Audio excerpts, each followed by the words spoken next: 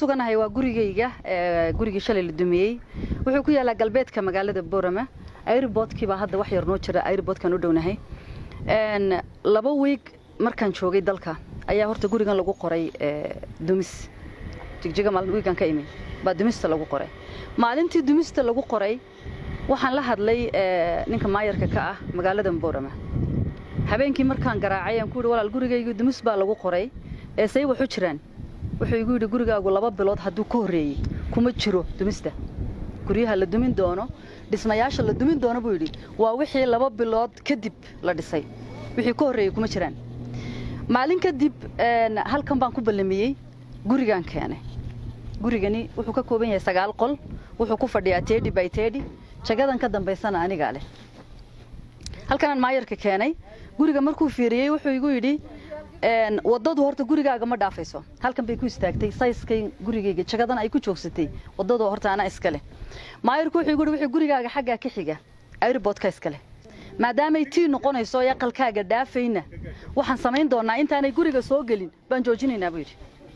gurigan hortiisa wada weyn baa martay tii anagoo isku og ayaa waxaan arkay inayna sheekadii ay dhowr week qaadatay intida iga gashay horta gurigani maxaan ku radaa $160,000 weeyaan waxa jooga ninkii maxaan ku radaa engineerkii dhisayay baa jooga dhulku ku fadhiyo qiimihiisana dadka Boorama degan way garanayaan waxaan u tagay maayarkan ku noqday xafiiskiisaan ugu tagay xafiiska markaan ugu tagay wuxuu igu yiri waxaan la hadlaynaa ninka hawlaha guud gobolkan u fadhiya xafiiska markaan ka soo baxnay ninka hawlaha guud haystay maxaan ku radaa Saleeman xafiiskiisaan ugu tagay waxaan ku yiri Saleeman waxaan kula socdaa gurigayga baa dumis lagu qoray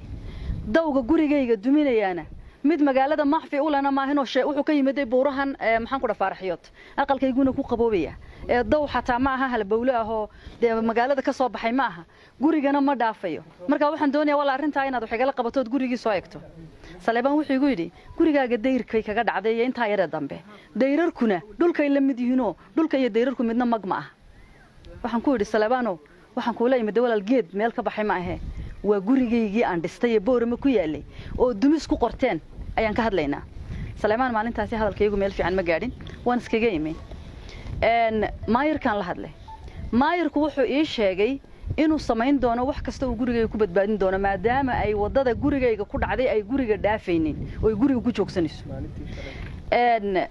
saas baanu maayirka isku ogeyn wii kadib waxaan ogaaday inaanu maayirku arintan waxba ka qaban karin waxaanu ii sheegay wasaaradda hawlaha guud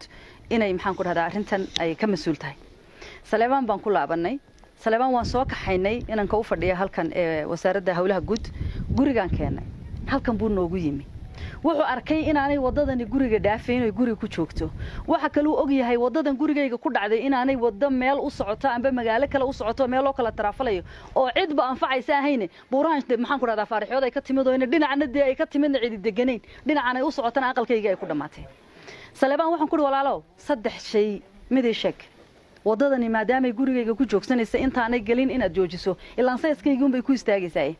wadadan aqalka hormartay inaad isticmaasho daawal badow baan nolahayn oo gurigu 3 wado lahaa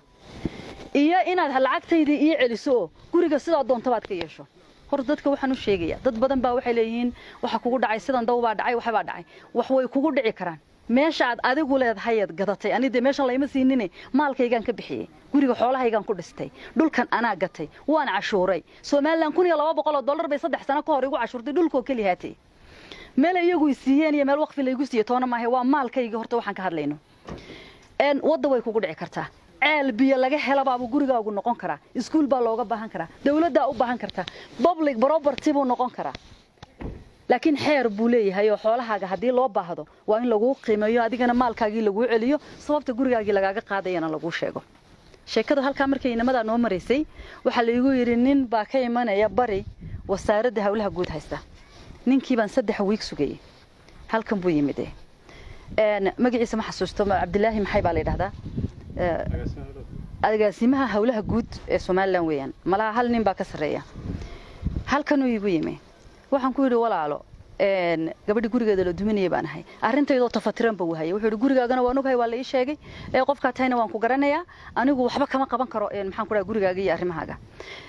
wuxuu yiri anigu nin ma yihi engineer ma yihi hawlahani ma weeyaan waa siday wax lagu sheegay wax u dhaceen waxba kama bedeli karo waxaan ku yiri in adeer Soomaaliland geed baa xaq helay oo dawga hareerihiisa la mariyay laga leexiyay waxaan ka hadlaynaa geed ma ahe waa guriga waxaad ii sheegtaa xaqa uu geed helay ee gurigayga heli waayay inankii intaasoo ka xanaaqay furku tuuray oo baxay sidii baanu isku ogeyn guriga la iigu yimi anigoo raba inaan maalinta hadlo waxa la iigu yiri hadlin waxa maqan bada saafkii gobolka bada saafka sug bada saafkii baan sugayay sidoo kalena waxaan la hadlay maxaan ku dhahdaa inamaan la hadlayo waxa la ii ballamiyay ninka hawlaha guud ba haysta ayaa la ii ballamiyay eelaada Cabdilaahi Abakar kiibaan maxaan ku dhahaa ballantiisa la iigu maqnaa anigu dalka rasidan kuma ihi marti baan ku hay tigir baan soo goostay mar walba tigir baan beddelanayo dib u dhigayo nimankan inta daba soconayo de 2 bilood iyo maalmaha la ila meereysanay iyadoo sidaa tahay oo maaragtay aan sugayo maxaan ku dhahdaa inaan baro saabkii gobolka sugana aan dadkii ka ogolaaday aan minka inaa Bakorna maxaan ku dhahdaa aan ballantaas in la iga soo sameeyo ka ogolaaday ayaa shalay waxa lagu ku soo waabaristay aqalkaygu carfiidad la galiyay horta dad baa waxay leeyihiin guriyo badan baa la dumiyay guriyo badan lama dumin gurigayga la dumiyay shalay guriga halkan ku yaala abtigay baa leh faami baan nahay inaan kan gurigiisa shalay isagana carfiidada la galiyay faami baan nahay marka gurigaygu horta koob uu noqday in shalay la dumiyo mid kale dadka reer Soomaaliland waxaan u sheegayaa xilligii guriga la duminayay la guriga la duminayay la isla ma gaadhin wali dawiyadii la waxa socda mashruuci dawiyada la sameeyay baa socdo dawiyadii ma dhamaan waa inay horta meeshii daw noqonayso dhamaato roodhadka waaweyn iyo kuwa yar shaxdaaba inay dhamaadaan marka dadka lala kulmo nin walba maalkiisii waxa laga yeelayo in loo sheego de marka dumis haday noqoto iyo dumis hadaanay noqoninba in maxaan ku idhaahdaa horta qofkii maalka lahaa de maxaan ku dhahdaa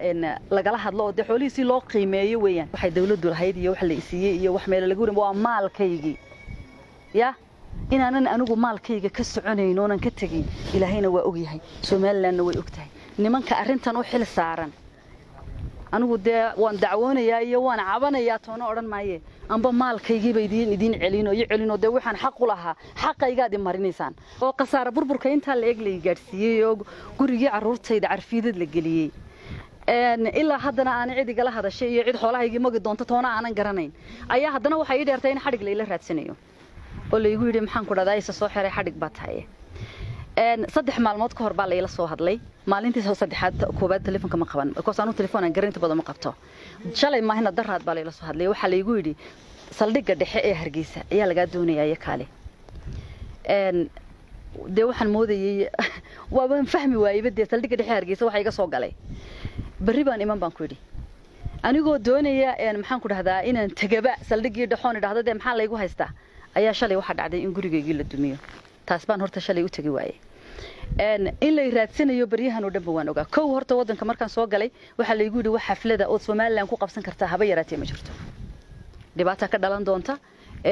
qaran dumis baa tahay dawladdu maxaan ku dhahdaa waa lagu haystaa xaflada qabsanin wax walba shutdown baan ka dhigay